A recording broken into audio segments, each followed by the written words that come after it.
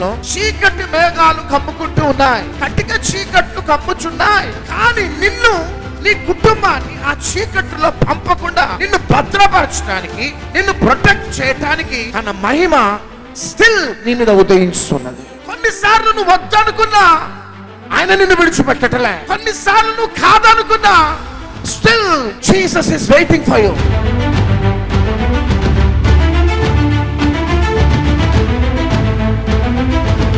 22వ తారీఖు శనివారం సాయంత్రం 5 గంటలకి సికింద్రాబాద్ సిటీ రివైవల్ సభ, సికింద్రాబాద్ యాప్రాల్లో సాయంత్రం 5 గంటలకి అద్భుతమైన ఉజ్జీవ సభ.